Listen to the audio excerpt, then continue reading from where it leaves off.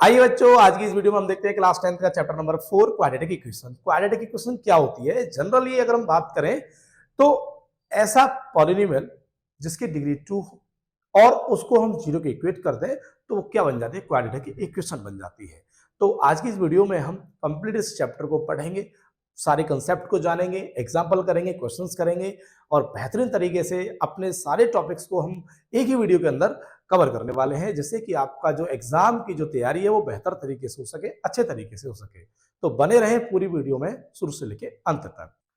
और इस चैप्टर के अंदर हमारे जो टॉपिक रहेंगे वो रहेंगे कि आपका जो स्टैंडर्ड फॉर्म क्या होती है क्वाड्रेटिक इक्वेशन की, और उसके बाद हम उसके सॉल्यूशंस की बात करेंगे। एक क्वाड्रेटिक इक्वेशन को हम कैसे सॉल्व करते हैं, उसके क्या क्या मेथड है, जैसे कि हमारा एक फैक्टराइजेशन मेथड होता है और एक हमारे क्वाड्रेटिक फार्मूला होता है जिसके जरिए हम एक क्वाड्रेटिक इक्वेशंस के हम रूट्स निकालते हैं। और फिर उसके बाद हम पढ़ेंगे नेचर ऑफ रूट्स के, जो क्वाड्रेटिक इक्वेशन है उसके जो रूट्स हैं उनका नेचर क्या है और वो किस तरीके से है।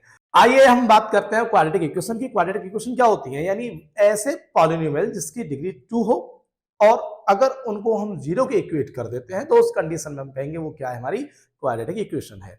और क्वाड्रेटिक इक्वेशन की अगर हम स्टैंडर्ड फॉर्म की बात करें कि इसकी स्टैंडर्ड फॉर्म क्या होती है, इसकी स्टैंडर्ड फॉर्म होती है ax² plus bx plus c is equal to 0। यानी जितनी भी आपकी क्वाड्रेटिक इक्वेशंस होंगी वो सभी आपको इस ही रूप में नजर आएंगी, यानी सारी हमें इसी तरीके से दिखाई देंगी। तो इसलिए इसको हम क्या कहते हैं? क्वाड्रेटिक इक्वेशन की स्टैंडर्ड फॉर्म।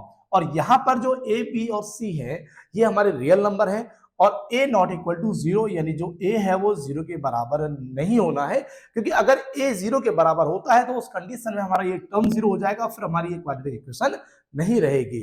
और अगर हम आगे इसके अगर हम रूट्स की बात करते हैं तो रूट्स क्या होते हैं? Roots of the quadratic equation, अगर हम बात करें रूट्स की, roots of the quadratic equation, roots of the quadratic equation, roots of the quadratic equation. अगर हम इसके रूट्स की बात करें, जैसे मैं एक क्वाड्रेटिक इक्वेशन लिख लेता हूं, x² प्लस और यहां पे हो जाता है 5x plus 6 is equal to 0। अब ये हमारी एक क्वाड्रेटिक इक्वेशन है। अगर इसके रूट्स की अगर हम बात करेंगे तो रूट का मतलब है कि वो x की वैल्यूज, यानी जिस वेरिएबल में हमारे क्वाड्रेटिक इक्वेशन है उसके जो भी वैल्यूज होंगी जो उसको सेटिस्फाई करेंगी, यानी यहां पर उस वैल्यू को रखने पर हमें क्या मिलेगा? 0 मिलेगा। तो हम कह सकते हैं वो हमारा क्या है? रूट है। और रूट जो होंगे, रूट निकालने के आपके पास दो मेथड हैं अकॉर्डिंग टू द एनसीईआरटी, हमारे सिलेबस के अकॉर्डिंग। यहाँ पर हमारे पास रूट निकालने के लिए दो मेथड है, एक हमारा फैक्टराइजेशन मेथड है और एक हमारा है क्वाड्रेटिक फार्मूला। दोनों तरीके से हम क्वाड्रेटिक इक्वेशंस के रूट्स निकाल सकते हैं। तो देखिए, हम अगर फैक्टराइजेशन की बात करें कि किस तरीके से हमको फैक्टराइज करके इसके रूट्स निकालने हैं, तो देखिए इसी एग्जांपल को हम ले लेते हैं। ये हमारे पास x² plus 5x plus 6 is equal to 0। अब हमें इसके रूट फाइंड करने हैं, तो उसके लिए क्या करना है? देखिए, सबसे पहले हमको कांस्टेंट टर्म देखना है। कांस्टेंट टर्म हमारे पास क्या है? यहाँ पर 6 है और 6 को हम अपना अलग एक साइड में लिख लेते हैं। ये 6 है और इसके साथ x² जो है उसका कॉफिशिएंट क्या है? 1, तो 6 1 6 रहने वाला है।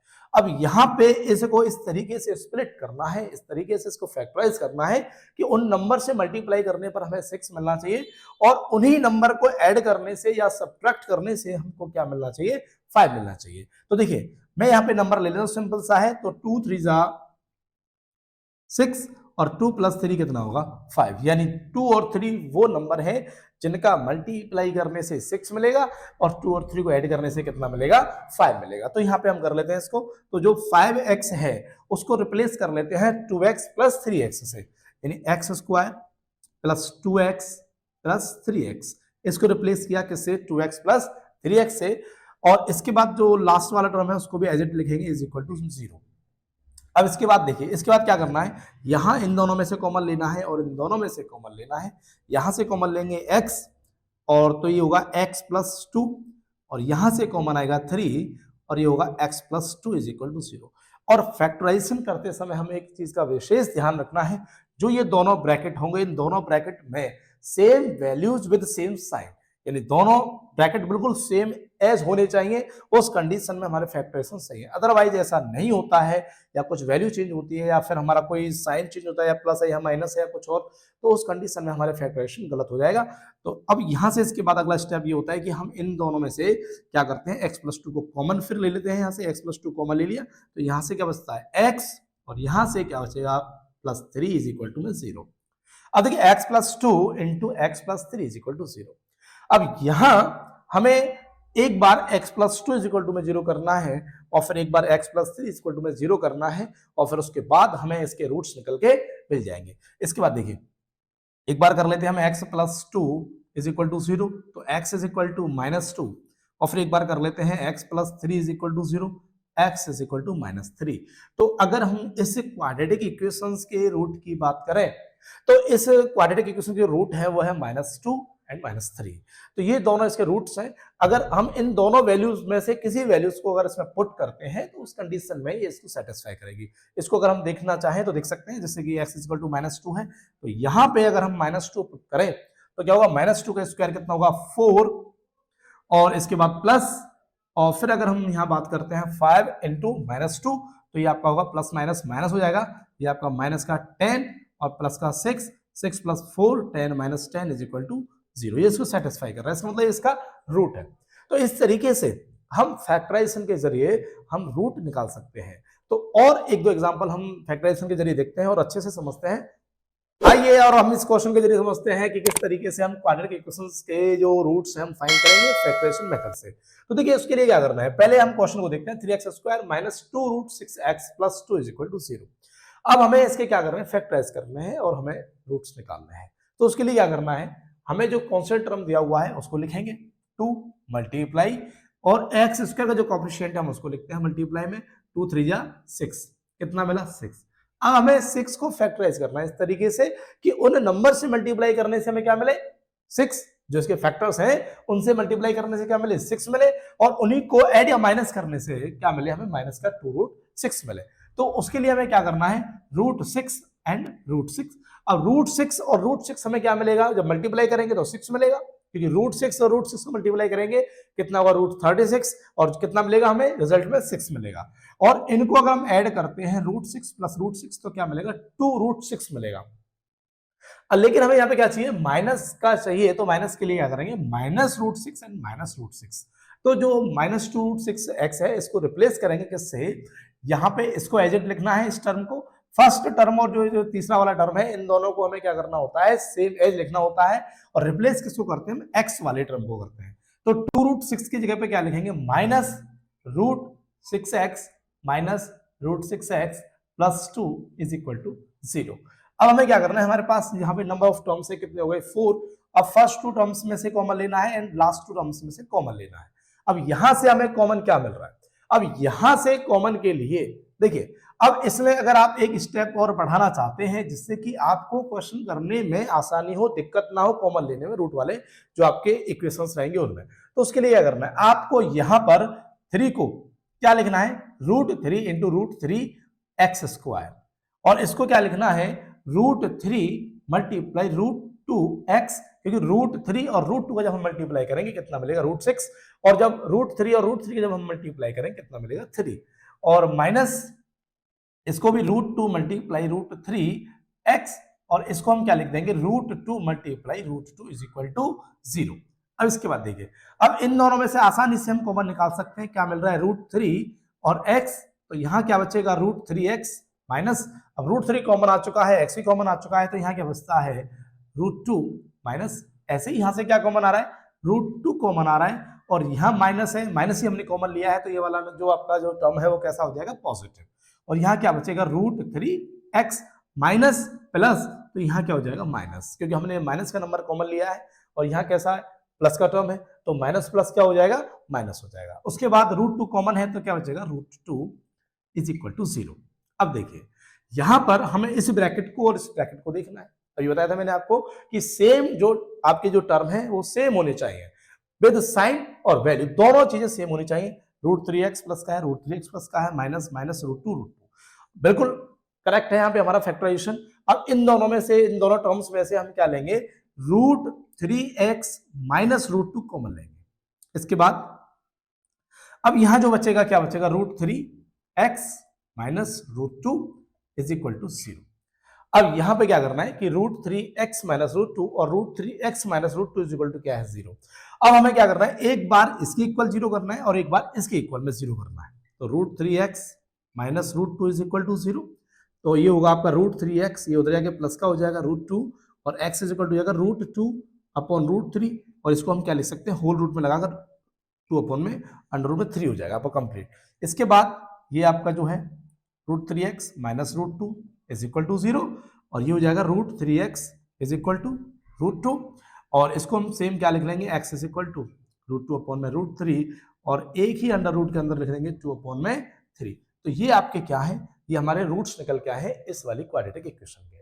तो इस तरीके से फैक्टराइजेशन करके हम किसी भी क्वाड्रेटिक इक्वेशंस के सॉल्यूशन फाइंड आउट कर सकते हैं। तो इसके बाद देखते हैं हम कि क्वाड्रेटिक फार्मूला से किस तरीके से हम इसे सॉल्व करेंगे, क्वाड्रेटिक फार्मूला हमारा क्या होता है। तो अब हम देखते हैं कि किसी भी क्वाड्रेटिक इक्वेशन को क्वाड्रेटिक फार्मूला से कैसे सॉल्व करेंगे, उसके रूट कैसे फाइंड आउट करेंगे। तो सबसे पहले हमको पता होना चाहिए कि क्वाड्रेटिक फार्मूला हमारा क्या होता है। क्वाड्रेटिक फार्मूला होता है x is equal to minus plus minus under root B square minus 4ac upon 2। ये हमारा क्वाड्रेटिक फार्मूला होता है जिससे कि हम रूट फाइंड आउट कर सकते हैं। अच्छा देखिए, अब हमें क्या करना है, इसको क्वाड्रेटिक फार्मूला से सॉल्व करना है। उसके लिए क्या करना है कि हमको पहले से स्टैंडर्ड फॉर्म में लेके आना पड़ेगा। स्टैंडर्ड फॉर्म में कैसे करोगे आप, वैसे स्टैंडर्ड फॉर्म है बट यहाँ पर जो 1/8 है, यहाँ से मैं इस अपॉन वाली संख्या को खत्म करता हूँ। उसके लिए क्या करना है, यहाँ से इसके नीचे 1, इसके नीचे 1 और यहाँ से हम 8 एलसीएम ले लेते हैं और ये कितना होगा, 1 से 8 का मल्टीप्लाई करेंगे तो 16x² माइनस 1 से 8 का करेंगे तो 8 टाइम्स 8x प्लस और 8 से करेंगे 8 में तो 1 टाइम्स, तो 1 का 1 में मल्टीप्लाई करेंगे 1 इज इक्वल टू 0 और ये इधर डिवाइड से इधर मल्टीप्लाई हो जाएगा और क्या होगा, कंप्लीट 0 यानी 16x² माइनस 8x प्लस 1, ये उधर मल्टीप्लाई में जाके क्या हो जाएगा, 0 हो जाएगा। अब यहां से देखिए, इस क्वाड्रेटिक इक्वेशन को हमें क्वाड्रेटिक फार्मूला से सॉल्व करना है। अब a क्या है, b क्या है, c क्या है, हमें इसको कंपेयर करना है इसकी स्टैंडर्ड फॉर्म से। स्टैंडर्ड फॉर्म क्या होती है, ax² plus bx plus c is equal to 0।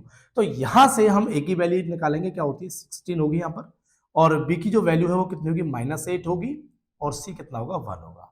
और अब हम क्वाड्रेटिक फार्मूला अप्लाई करेंगे, x is equal to minus B plus minus under root B square minus 4ac upon में 2a। अब देखिए यहां से हम ये वैल्यूज पुट करेंगे इसके अंदर, तो x is equal to minus, तो देख रहे हैं b कितना है, b हमारे यहाँ पे -8 है और माइनस ऑलरेडी पहले से है तो माइनस माइनस क्या हो जाएगा, +8 प्लस माइनस अंडर रूट। अब देखिए अंडर रूट के अंदर क्या रखना है, b स्क्वायर, b कितना है -8 है तो -8 स्क्वायर माइनस 4 इंटू ए की वैल्यू कितनी है हमारे पास, 16 है और c कितना है 1 इंटू में 1 और अपॉन में क्या आएगा 2 इंटू और a कितना हमारे पास 16।